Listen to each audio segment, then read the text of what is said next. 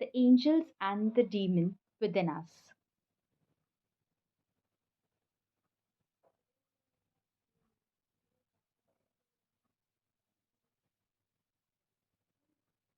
Hello, hello, hello. Welcome back to my podcast. It's Shritspace here, where we talk about spirituality, law of attraction, mindfulness, meditation, and my very, very own favorite, the speaking tree, and obviously the sacred space.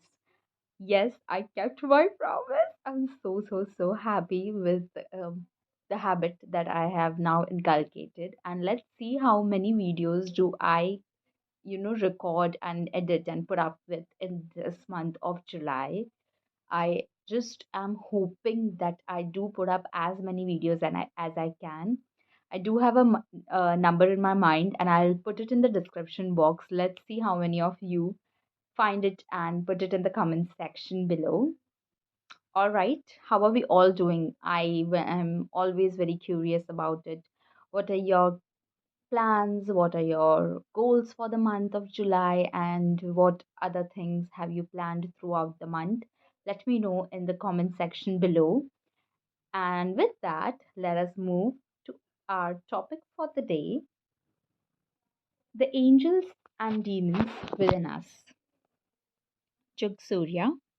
On March 4th, 1861, the 16th President of the United States, Abraham Lincoln, took the oath of office and made his inaugural address to his country, over which loomed the gathering storm and a murderous civil war. Seven of the states of South and already succeeded from the Union because of Lincoln's determination to abolish slavery. He was feared that the remaining eight southern states would soon follow the touring of the Republic part. The towering God faced president appealed to his compatriots. The mystic chords of memories will yet swell the chords of union, when against touched as they will by better angels of our nature. What are the better angels in us? The Lincoln evoked. In the hope of avoiding a blood drenched conflict? And if there are better angels of compassion, love, fellowship, must there not always be an opposite? The demons of hate, rage, violence, and two sides often engage in an unresolved civil war within us? In his 1886 novella, R.L. Stevenson personified the angels and the demons in us as characters of good and gentle by Dr. Gill. The homicidal Mr. Hyde, two diametrically opposite psyches inhabiting the same physical body. The German Swiss philosopher novelist Hermann Hesse rendered his interpretation on his human duality in 1927 parable Stephen Wolf. The protagonist is a middle aged Harry Holler is suffering from a deep seated emotional and spiritual crisis. He deemed himself as an outsider, isolated from the conventionalities of everyday life, and is engaged in a relentlessly daily internal battle between an innate animalistic wolf being and yearning to elevate himself to the ranks of immortal, such as Goethe and Mozart representing the pinnacle of human attainment. There is a lurking Stephen Wolf in all of us, caught as we are in confrontation that we might try to avoid acknowledging between the ideas of truth, honesty, kindness, and generosity, and their adversaries, falsehood, deceit, avarice, and malice. Only too often and too clearly do we distinguish the right and the wrong, what we ought to do and what we are tempted to do. We hear simultaneously the voices of our better angel and the seductive whisper of the fallen Lucifer. The choice we awake in matters of trivial or tragic, small or great, is often not a choice at all, but a submission to what the Greek calls as akarsia, a state of unmindfulness in which we act against our better judgment through the weakness of will. D. H. Lawson wrote, "This is what I believe, that I am I, that my soul is dark forest, that my known self will never be more than the little clearing in the forest. The gods, that gods, strange gods, come forth from the forest into the clearing of my known self and then go back. That I must have the courage to let them go and come, come and go. That I will never let mankind put anything over me, but that I will always try to recognize and submit to the gods in me and the God in other men and women. There is my creed. To be human is to track our ways through the unhaunted forest and the haunted forest in our unique expectation that we call life." That was a beautiful read. And yeah, I learned about, I hope what I got from this read is the duality between our own self. Sometimes we do tend to do certain things, or say certain things out loud, later to only recognize that they weren't supposed to come out that way. And yeah, this is very, very insightful. And I hope you always try to balance them through. Obviously, I am going to put up the journal prompts for the same so you can work through them with the help of those journal prompts. But before I do update the journal prompts, let us go quickly read the sacred space. Truly, dualism is the root of suffering.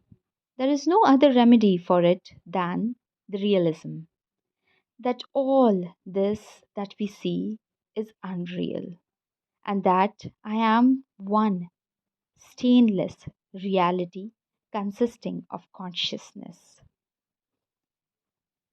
Gita 2:16. Amazing, amazing read. And again, yeah, this explains us that we are nothing but made of duality, but it's always upon us which one do we hear, the devil or the angel, the demon or the angel. And yes, that is how I think we always navigate and make our choices.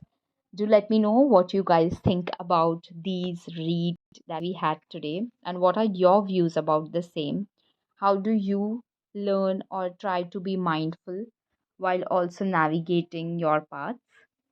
With that, let us move quickly to our journal prompts for the day. I would call them a mindfulness journal prompt so that you are aware of the duality within you. Our first journal prompt for the day is there anything that you would like to change about yourself? Maybe your work day, your daily routine, your self care routine. How can you bring about this change? The second, think of and write about 3 ways in which you practice mindfulness, in which you practice and manage your duality with yourself, always first, your family, and your friends. Second, I think this is our third, yeah, third advice or journal prompt for the day. Write about a piece of advice that has stuck with you. Who gave you this advice and how has it changed you?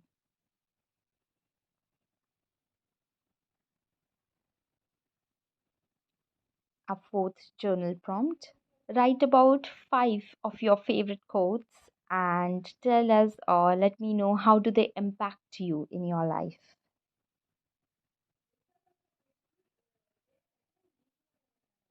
Our next journal prompt. How can you do and add more joy and happiness in your life?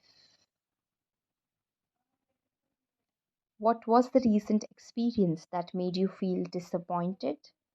And how can you add in more love, more happiness, more joy into it? Maybe from the experience that you had or something that you learned through it. All right, those will be obviously down in the description box for you. If you do want to pause the video and write them down, those will be here and also in the description box if you need them. And let us move to our daily affirmation for the day. I love and accept myself unconditionally, including my faults and imperfections. I treat myself with kindness, compassion, and respect. I honor my needs and boundaries and I embrace my self love. I attract positive and loving relationships, experiences into my life. I repeat, I love and accept myself unconditionally, including my faults and imperfections. I treat myself with kindness, compassion, and respect, and honor my needs and boundaries. As I embrace self love, I attract positive and loving relationships and experiences into my life. I hope you do read and I think look through this affirmation throughout the week.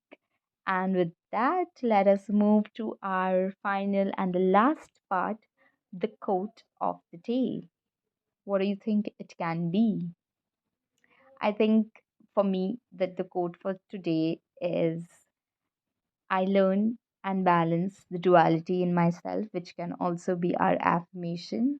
And my quote is no one expects an angel to set the world on fire. Well, this is how we balance the devilishness in ourselves.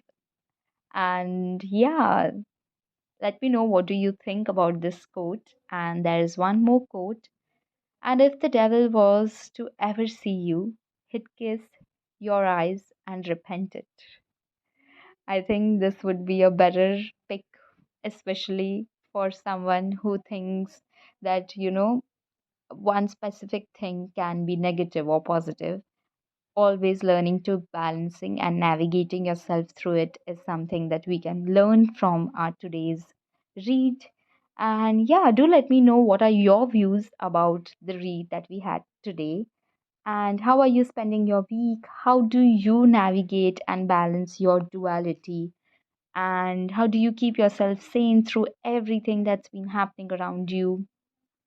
Maybe it could be meditation, it could be journaling, maybe it could be working through our Shritspace journal prompts, listening to the affirmations done in the description box. And yeah, let me know whatever it is. I would love to learn your ways and maybe experiment and learn through it.